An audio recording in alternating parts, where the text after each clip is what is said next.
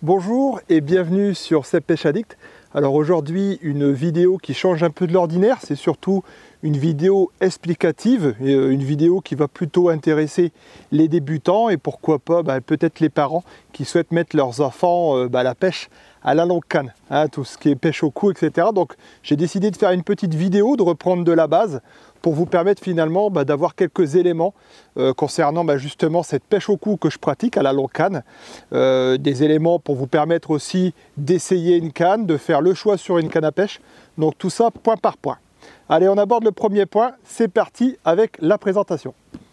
Donc concernant ce premier point les amis, c'est simple, on va venir justement expliquer un petit peu cette canne, cette pêche à la longue canne. Donc on parle forcément, vous avez dû entendre cette pêche à la longue canne, à la canne roubaisienne, la canne en emmanchement, déboîtement, c'est tous des termes qui signifient finalement la même chose, c'est la pêche au cou. Donc qu'est-ce que c'est la pêche au cou? Donc c'est une pêche, alors j'aime pas dire statique parce que comme on peut le voir, on est vraiment au bord de la berge. C'est pas comme une pêche au carnassier où on va tendance à marcher le long de la berge, à aller prospecter plusieurs postes. Donc là finalement on vient s'installer au bord d'un étang, d'un canal ou d'une rivière en mettant justement une station et le but étant de faire un coup avec de l'amorce et de faire venir justement ce poisson sur ce coup afin de l'attraper. Donc ça, on parlait de canne roubaisienne pour le côté historique, c'est un peu parce que les pêcheurs de la ville de Roubaix, dans le Nord-Pas-de-Calais, ont inventé cette technique de pêche pour pouvoir pêcher dans les canaux. Et à partir de là, on a commencé à parler de pêche à la longue canne, pêche à la roubaisienne, voilà, et tout ce qui s'ensuit, ça reste toujours le même principe. Donc on va voir justement le second point, à savoir la canne à pêche, comment c'est constitué, comment on monte une canne à pêche. Et puis quand vous allez dans des magasins, on entend surtout parler de packs. Donc qu'est-ce que c'est exactement les packs? Et puis vous permettre également d'expliquer, j'ai certaines personnes quand je pêche qui passent derrière moi et qui effectivement m'aperçoivent avec la canne à pêche dans les mains. Et puis sur les côtés, on voit des morceaux de canne. Donc tout ça, je vais essayer de vous l'expliquer. C'est ce qu'on appelle ça, on appelle ça dans les magasins, dans les packs, on appelle ça des kits. Mais ça, on va y venir juste après. Donc la présentation, c'est simple, comme on peut le voir, ça c'est vraiment un pack. Donc il y a différents packs dans les magasins que vous allez pouvoir retrouver. Là c'est mon pack et finalement ça se constitue de quoi? Tu vas me dire Seb, voilà, c'est quoi un pack? Un pack, si vous préférez, c'est plusieurs éléments. Le premier élément, on va le voir ensemble, c'est finalement le plus important, la canne à pêche. Donc je mets ça de côté. La canne à pêche. Donc la canne à pêche, on appelle ça des cannes à pêche en manchement, conique ou alors un bras parallèle. Là on rentre dans le côté technique. Comme on peut le voir, j'ai sorti les deux derniers brins de ma canne. Bon, il y a le 13 mètres qui est dans le camion. Là les trois derniers brins ont la même section, donc c'est une canne qui est parallèle. Alors généralement, on utilise des coniques, donc tous les éléments s'imbriquent les uns dans les autres. Donc pour sortir la canne à pêche, c'est très simple. On va venir sortir les brins un par un, comme je suis en train de le faire, juste à côté. Donc là, on prend le temps, c'est toujours... on vient sortir les éléments de la canne un par un. Donc ça, c'est du carbone, ceux qui me demandent, c'est du carbone. Et là, forcément, comme on peut le voir sur la vidéo, on a tous les éléments de la canne. Et on va monter tout simplement cette canne avec vous, tout simplement. Donc on prend le premier élément. Donc le premier élément, c'est ce qu'on appelle le sillon. Là, on peut le voir, le sillon est assez long parce qu'on parle de monobloc. C'est plutôt sillon porte-sillon. Vraiment un sillon de canne, en général, il faut à peu près 80 cm. Donc dans le sillon porte-sillon, ça c'est un porte-sillon, on va venir mettre un élastique qui est incorporé à l'intérieur, comme on peut le voir. Et à la fin, on voit une attache qui va nous permettre finalement d'attacher la ligne. Et puis à partir de là, on monte la canne. Donc là, on est sur le brin numéro 3, 1, 2, 3, parce que je compte le sillon porte-sillon, ça fait 2 éléments. Et on va venir finalement faire attention à ces flèches.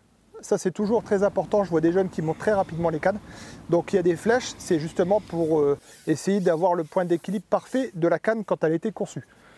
Donc là c'est toujours pareil, on vient imbriquer les uns dans les autres en faisant attention, comme je l'ai dit, aux flèches. Et puis en avant, c'est parti.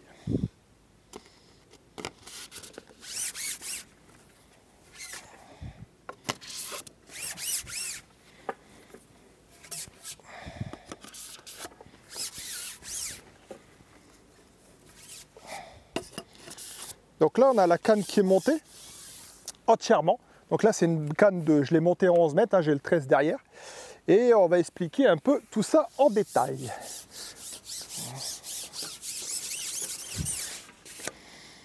Donc comme vous pouvez vous en douter, on ne va pas avoir une ligne de 11 mètres, c'est pas possible. Donc j'ai pris un petit exemple ici pour vous expliquer un petit peu, parce que c'est toujours compliqué quand on ne connaît pas. Donc la ligne est accrochée au bout, tout simplement. On a le flotteur, le corps de ligne, le flotteur, et en bas on a la plombée et l'hameçon qui est accroché en bas du kit. Donc là préalablement, forcément, j'ai sondé, et on est à peu près à 2 mètres, 2 mètres 30 de fond. Donc à ce moment-là, ben, c'est simple. Finalement, on a le flotteur qui est ici. On va laisser la bannière, on va laisser à peu près 80, 90 selon les pêcheurs. La bannière, c'est le morceau de fil que vous avez entre le flotteur et la tâche de votre ligne. C'est ce qu'on appelle la bannière. C'est ce qui va vous permettre de contrôler votre ligne en pêchant. Et donc ben, là, comme on a vu, on a monté la canne à pêche et on me disait tout à l'heure, ben alors qu'est-ce que c'est finalement ces éléments qu'on voit à côté des pêcheurs, je ne comprends pas, ou qui sont proposés dans ces packs. Ben, c'est simple, c'est ce qu'on appelle des kits. Alors le kit, c'est quoi? Comme on peut le voir, là j'en ai pris un vierge, ben, c'est des bouts de canne. Donc on retrouve le sillon, le porte-sillon, numéro 3, numéro 4. En général, les kits sont composés de 5 éléments. Là, le dernier, j'en ai pas besoin, étant donné que ma longueur de ligne, ben, finalement, elle correspond voilà, à la canne à pêche que tout à l'heure j'ai monté avec vous. Vous voyez, c'est exactement la même longueur. Et à quoi ça sert? Alors c'est simple. Voilà, bon là je vais peut-être pas vous le montrer en action, mais on imagine que je suis en train de pêcher avec cette ligne, là 1,5 g, et que les conditions du parcours qui est derrière moi est en train de changer. Soit un courant qui s'intensifie, soit des poissons qui demandent peut-être une ligne un peu plus stable. Et à ce moment-là, au lieu de remballer la ligne et de remettre une sur le côté, je vais tout simplement prendre cette ligne, la mettre sur le côté, prendre un kit avec une ligne différente et finalement venir emmancher et pêcher avec cette ligne. Voilà. Donc ça c'est vraiment l'intérêt des kits, c'est de pouvoir finalement s'adapter au plus vite aux conditions de la pêche. Surtout en changeant les lignes, en mettant des lignes plus ou moins lourdes et inversement. J'ai également une petite question concernant justement les kits. On m'a dit, Seb, je vois aussi certains qui utilisent des bols. Alors qu'est-ce que c'est ces bols? Alors c'est simple, là j'ai la petite trousse fourre-tout qui est toujours en dessous. Et je vais vous sortir ce qu'on appelle, effectivement pas un bol, mais une coupelle. Alors à quoi ça sert? Elle est mise en action directement. Donc on a des kits qui sont prévus, ça c'est dans les packs, on appelle ça des kits coupelles. Donc là c'est le principe est le même, c'est un bout de canne, c'est les 4 premiers éléments, voire les 5. Et au bout on a un filetage qui va nous permettre de venir visser une coupelle et non un bol directement sur ce filetage. Alors l'intérêt de ça, c'est tout simplement de pouvoir mettre des boules d'amorce et de venir alimenter son cou en venant déposer très précisément de l'amorce, des èches sur son cou comme on parlait tout à l'heure. Le but étant de faire un coup pour attraper le poisson. Là on va essayer de chercher la précision en venant descendre des boules d'amorce et en pêchant sur ces boules tout simplement. Voilà les amis pour la présentation de la canne et des kits. J'espère que tout ça vous servira. Allez, le point suivant, c'est parti. Le troisième point qu'on va aborder, c'est comment choisir sa canne à pêche. Comment vous allez la choisir par rapport à quels critères. Donc le premier critère, il est évident, il parle à tout le monde, c'est le prix. Forcément, on a des packs qui vont du bas de gamme, de l'entrée de gamme, on va dire, de 300-400 €, jusqu'à des packs qui peuvent aller jusqu'à plus de 4000 € pour les gros packs des pêcheurs, pour les pêcheurs de compétition. Donc il ne faut pas s'étonner, c'est des cannes comme on disait avec du carbone. Plus vous allez avoir de kits, plus vous allez voir forcément du carbone. Le carbone, ça a un certain prix. Donc forcément, aussi la composition du pack, si vous avez 4, 5, 6 kits, forcément vous allez de plus en plus cher. Donc forcément, on va se baser par rapport au prix. Donc là, c'est vraiment le premier choix à prendre en compte. Et vous basez par rapport forcément aux différents packs que vous allez pouvoir trouver dans les magasins. Le deuxième critère, la longueur de canne. Alors, on retrouve 3 longueurs de canne, 9,50 m, 11 mètres, 13 mètres, avec forcément les talonnettes qui peuvent venir faire le complément, pêcher à 11,50 m, etc. Pour les jeunes, 9,50 m c'est très bien. pour les jeunes, ceux qui commencent, c'est pas une longueur très longue, ça permet de ne pas avoir trop mal au dos pour les jeunes. C'est bien pour les parents qui veulent initier les enfants, les jeunes, à se mettre à la pêche à la longue canne. Une 9,50 m fera très bien l'affaire, les amis. Après, pour les adultes et ceux qui pêchent vraiment en loisir, seuls, voire un peu de compétition de temps en temps, 11,50 m, ça reste vraiment le très bon compromis. Alors, attention, derrière, on a des packs de 13 mètres également. Personnellement, après, attention, c'est mon avis perso, c'est le conseil que je peux vous donner, c'est ce que j'ai fait moi. Je préférais partir sur un pack 11,50 m avec plusieurs kits de haut de gamme, de manière à avoir une très belle canne avec une belle rigidité, que finalement partir sur un pack 13 mètres entrée de gamme. Parce que forcément, le prix n'est pas le même. Donc il faut toujours se mettre une petite réserve et puis voir l'action qu'on souhaite sur la canne. Donc ça, c'est le petit point. Pour moi, 11,50, c'est vraiment le compromis parfait. Après, si vraiment vous voulez faire des compétitions, etc., pêcher peut-être un peu plus loin, 13 mètres, ça sera nécessaire.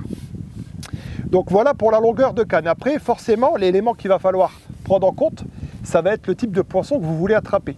Donc je m'explique, là comme on peut le voir, et j'ai une canne assez polyvalente, je vais vous expliquer vraiment pourquoi.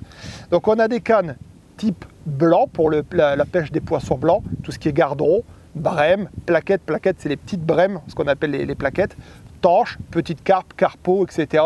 Carassins, ça va très très bien pour ce type de canne. Après, si vous êtes un pêcheur finalement que vous voulez vous initier à la pêche en carpodrome ou en ficherie, que ce soit pour vous ou vos enfants, là on va plutôt se diriger sur des cannes avec un peu plus de matière. Donc c'est des cannes différentes, ça reste toujours le même principe, mais elles auront finalement un peu plus de matière, un peu plus de réserve de puissance. Donc faites attention également sur les poissons que vous allez cibler. N'allez pas prendre une canne pour pêcher le poisson blanc, les gardons. Finalement, si vous allez pêcher toute l'année dans les carpodromes, il n'y aura vraiment pas de logique. Vraiment, essayez de prendre le temps et de vous concentrer sur comment vous allez pêcher et quel type de poisson vous allez pêcher. Après, le dernier point que je voulais aborder, c'est forcément la région dans laquelle vous vous trouvez. Moi, personnellement, je me trouve dans le sud, une région dans laquelle on va retrouver beaucoup de Mistral. Donc, comme on peut le voir, je suis parti sur une canne qui est hyper polyvalente. Je travaille forcément avec la marque Amatch, les appâts de l'Artois pour ceux qui connaissent. Donc, on est sur la Rimini Black Slim, qui est hyper polyvalente dans la mesure où c'est une canne qui a quand même de la matière et qui a des kits blancs dans le pack, mais également des kits carpe. Donc, des kits renforcés, qui me permet finalement de pêcher dans toutes les conditions et avec des poissons, finalement, je peux aller pêcher les poissons blancs. Et si demain, j'ai envie d'aller dans un carpodrome, pêcher les carpes entre 1 et 5 kg, ça posera vraiment pas de problème avec ce type de pack. Vraiment un pack qui est très polyvalent, la raison pour laquelle je l'ai choisi. Après, forcément, si vraiment mon but était de pêcher les carpes de plus de 10 kg, j'aurais choisi un autre pack. On est tous tout à fait d'accord. Donc voilà les paramètres sur lesquels vous devez faire attention pour choisir une canne à pêche. Allez, on attaque le point suivant. C'est parti. Le point suivant, les amis, essayer sa canne à pêche. Alors comment essayer? Surtout le point essentiel, on n'achète pas une canne à pêche sur internet sans l'avoir essayé. Alors certains vont me dire oui mais Seb, effectivement chez moi j'ai pas trop de magasins de pêche, c'est compliqué. Alors malheureusement effectivement dans certaines régions comme le sud, on est assez mal desservi. Prenez le temps de contacter avec les réseaux sociaux peut-être des compétiteurs qui vont peut-être pouvoir vous renseigner même sur certains magasins. Ils vont pouvoir, c'est ce que j'ai eu moi, demander aux représentants peut-être de descendre 1 ou 2 packs de manière à vous faire votre idée. Ça c'est toujours vraiment l'élément essentiel. N'essayez surtout pas d'acheter une canne sans l'avoir essayé préalablement. Après pour tous ceux qui ont la chance d'avoir des magasins autour de chez eux, notamment les appâts de l'Artois et d'autres magasins qu'on retrouve forcément un peu plus dans la région Nord-Pas-de-Calais et autres, vous pouvez aller essayer les cannes, que ce soit dans différentes marques, Sorsas, Garbolino, Rive, Amatch, Milo, et j'en oublie, excusez-moi pour les marques que j'ai pas citées. Et on va venir essayer, alors je vois beaucoup de personnes qui essayent les cannes debout sur les présentoirs, etc. Non, alors n'hésitez pas à demander aux vendeurs de vous installer en conditions de pêche. Donc surtout, voilà, c'est tout simplement, ils vous déballent la canne, ils vous la montent tout simplement devant vous, ou si les cannes sont montées, c'est simple. On va venir se mettre en action de pêche, et vous allez vous installer. Donc là, forcément, j'ai la station sur le côté, donc on s'arrange pour avoir la station bien mise, et on va finalement venir bien s'installer en condition de pêche pour essayer au maximum d'avoir cette sensation. Après, alors certains, qu'est-ce qu'il faut regarder quand on essaye une canne? Ça, c'est propre à chaque pêcheur. Alors pour les débutants, c'est dur à expliquer, hein. Il y en a certains qui vont préférer une action souple en bout de canne, un peu comme moi, je préfère justement ces actions plus rigides, ce qu'on appelle vraiment des actions des barres en termes de pêcheurs, avoir des cannes très rigides, de manière à avoir vraiment une réaction instantanée et un contrôle de ligne parfait. Après, attention, ça ne veut pas dire que ça soit le bon compromis, c'est vraiment propre à chaque pêcheur. Donc ça, c'est compliqué. Donc n'hésitez pas à venir déranger le vendeur, de dire tiens, je veux essayer ce type de canne, est-ce que tu peux mettre une station dans l'allée et l'essayer vraiment. Alors on n'essaye pas debout, on n'essaye pas comme ça, on vient finalement bien mettre la canne comme ça et on essaye de faire quelques ferrages, de voir un peu comment la canne réagit. Ça, c'est toujours important. N'hésitez pas également à mettre les talonnettes. Il y a toujours les talonnettes qui sont vendues. Voilà, pour passer à 11,50 m, 12,50 m, 13,50 m, etc. Donc n'hésitez pas, à venir essayer ces talonnettes. Alors pourquoi? Parce que les talonnettes ont tendance à dénaturer un peu l'action de la canne. Donc n'hésitez pas à demander au vendeur, est-ce que je peux essayer la canne avec la talonnette pour voir un peu ce que ça donne à 11,50 m. À 11 m et 11,50 m, l'action de la canne est totalement différente, même si on n'a que 50 cm. Donc ça peut dénaturer vraiment une canne à pêche. Donc toujours essayer avec aussi les talonnettes. Petit conseil. Après, pour ceux qui pêchent en carpodrome, n'hésitez pas aussi, si vous avez la possibilité, pourquoi pas de demander à mettre une petite coupelle, voilà, parce que ça permet finalement de voir également, j'ai vu certains pêcheurs qu'avec les coupelles, l'action de la canne avec le poids de l'élastique plus la coupelle, ça change pas mal de choses. Alors forcément le vendeur, il ne va pas pouvoir vous monter un élastique de 2,6 creux dans le sillon, peut-être mettre une coupelle, mais bon, on ne sait jamais s'il y a une coupelle usée à côté, tiens, ça vous permet d'essayer un peu plus la canne. Voilà pour l'essayage de la canne, les amis. Pas de surprise. N'hésitez pas à déranger le vendeur, ils sont là pour ça. Point suivant, les amis, la protection de la canne. Alors quand vous avez, on parlait tout à l'heure de budget, il faut prendre en compte aussi le budget pour la protection de la canne. Il y a quand même des éléments à prendre en compte, notamment forcément une station, hein, c'est pas une pêche sur laquelle on va bouger, on va chercher forcément de rassembler le poisson sur un coup, comme on disait. Donc on va vraiment être sur les bords de la berge, comme ici installé, donc là je suis un peu loin, hein, voilà. Mais on va se mettre finalement en action de pêche comme ça. Donc une station, et puis après pour manipuler la canne, on va prendre forcément, on va avoir besoin d'un rouleau. Donc le rouleau, c'est essentiel pour la protection de la canne. Alors j'en vois certains qui finalement achètent une canne avec un beau budget et viennent envoyer la canne finalement derrière, sur l'herbe, sur les fourreaux. Je ne suis pas trop fan de ça. Pour moi, l'élément principal pour prendre soin de la canne, c'est le rouleau. Un rouleau hyper adapté, donc qui roule bien forcément, roulement à billes maintenant, il roule assez tous. Et puis surtout bien positionné. Pas positionné 2-3 mètres derrière parce que forcément il n'y a pas d'intérêt, on est trop près. Pas trop loin non plus parce que sinon vous allez avoir problème au niveau des épaules et puis il va falloir soulever la canne pour atteindre le rouleau. Donc pas très bon non plus. Donc ça c'est vraiment le conseil adapté, prendre le temps d'acheter un bon rouleau, c'est l'élément essentiel, et de bien le positionner pour gain de rapidité et puis aussi pour bien protéger votre canne à pêche. Et puis pour aussi avoir un beau mouvement. Si vous mettez forcément votre rouleau derrière carrément à droite, ou si vous le mettez trop loin, vous n'allez pas être à l'aise dans la pêche. Vraiment les très bons pêcheurs comme on peut le voir, attention c'est peut-être pas systématique, mais en tout cas c'est ce que j'ai pu voir. Vraiment les bons pêcheurs qui sont très pointilleux, finalement quand ils prennent un poisson et qu'ils démanchent, ils n'ont même pas besoin de regarder derrière où se trouve le rouleau. C'est systématique, c'est-à-dire qu'on fait le rouleau, on sait qu'il est à tel endroit. Oui, c'est pas des rouleaux de 3 mètres, on peut le voir, hein, c'est des rouleaux de 80 cm. Finalement, la canne, elle va directement dessus et les pêcheurs savent à quel derrière, où est vraiment placé le rouleau, donc ça c'est hyper important. Deuxième élément que je vous conseille, c'est forcément le filet à déboîter. Donc quand vous avez le rouleau, là je le montre forcément en petit élément, quand vous avez la canne, hop, vous pouvez finalement venir mettre votre kit, votre bout de kit, vous démanchez Et là, bon, on va démancher, petit exemple. Donc là, c'est la longueur de ligne, il n'y a vraiment pas beaucoup de fond. Et puis pour éviter que la canne glisse dans l'eau, donc certains utilisent des crochets comme ça, je ne suis pas très fan. Ça, je l'utilise vraiment pour le kit coupelle. Sinon, pour la protection de la canne, un filet à déboîter.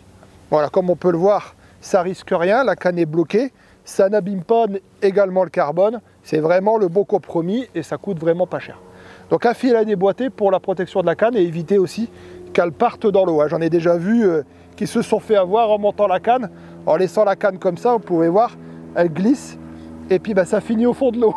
On en rigole, mais je l'ai déjà vu. Sincèrement, je l'ai déjà vu, même dans des pêcheurs de compétition, pour vous dire. Donc ça, c'était vraiment le point essentiel. Prenez le temps d'acheter les éléments à côté et pas uniquement la canne. Et puis derrière, de ne pas avoir assez de réserve d'argent pour pouvoir acheter un bon rouleau parce que forcément, c'est un certain prix et il faut en prendre soin. Allez, let's go. Le dernier point. Dernier point, forcément, l'entretien de la canne.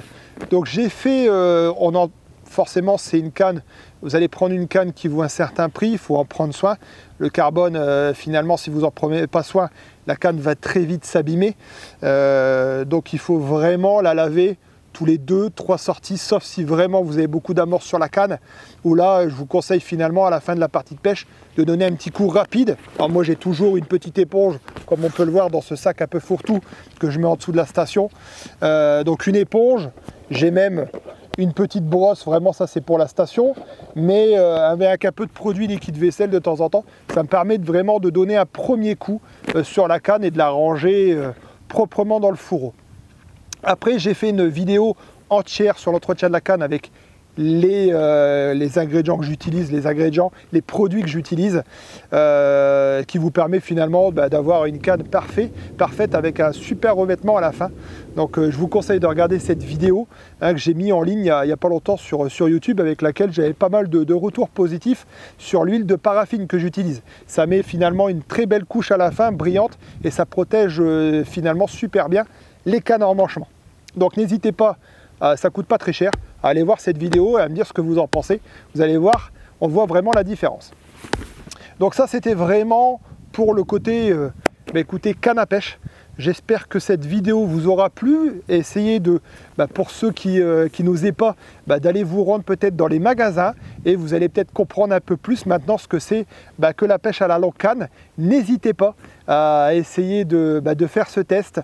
Là, on est bientôt Noël, les achats de Noël. N'hésitez pas à offrir une petite canne à pêche. Ça fait toujours plaisir. On se retrouve au bord de l'eau. C'est vraiment des valeurs qu'il faut, qu'il faut transmettre aux jeunes, aux plus jeunes. Donc surtout, n'hésitez pas. C'est une très très belle passion, les amis. Donc n'hésitez pas à vous abonner si ce n'est pas déjà fait, pour ceux qui ne me connaissent pas. C'est sympa, ça permet d'avoir tous les vidéos en direct.